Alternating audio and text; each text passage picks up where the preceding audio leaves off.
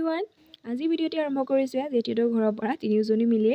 আৰু জেঠিয়ে ফোন কৰি মাতিছিলে কিবা এটা কামৰ কাৰণে কামটোহে দেখিছে নহয় মানে যিহেতুকে অহাকালি শিৱৰাত্ৰি পূজা পালেহি সেই গতিকে জেঠিৰ তাত মানে গামোচা অৰ্ডাৰ কৰিছিলে আমাৰ গাঁৱৰ পৰাই বাৰু সম্বৰ্ধনা অনুষ্ঠানৰ কাৰণে সেই গতিকে জেঠিক হেনো অলপ গামোচা জাপি মেলি পেকিং কৰি দিব লাগে সেই গতিকে গ'লোঁ আৰু এই ভণ্টিয়ে গাঁঠি আছে ফুলৰ মালা কিহৰ কাৰণে গাঁঠিছে অহাকালি ভিডিঅ' দেখুৱাম দেই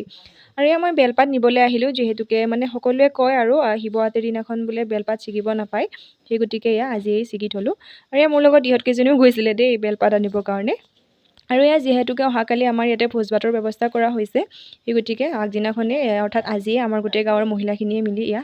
আঞ্জা পাচলিখিনি কাটি লৈছে আৰু যিহেতুকে অহাকালি সময় নহ'ব দিয়কচোন যিহেতুকে আমাৰ বহুত বৰ্ণাঢ্য কাৰ্যসূচী আছে আৰু চাওকচোন সন্ধিয়াৰ আমাৰ নামঘৰটিৰ দৃশ্য সঁচাকৈ বহুত ধুনীয়া লাগিছে নহয়নে বাৰু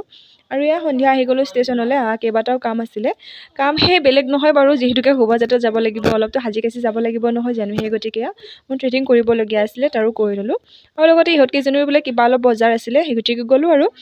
সন্ধিয়াৰ আমাৰ নামঘৰটিৰ দৃশ্য চাওকচোন ইমান ধুনীয়া লাগিছে আকৌ এবাৰ কৈছোঁ দেই আৰু সকলোকে পুনৰবাৰৰ বাবে আমাৰ শিৱৰাত্ৰিলৈ নিমন্ত্ৰণ জনালোঁ সকলো আহিব দেই।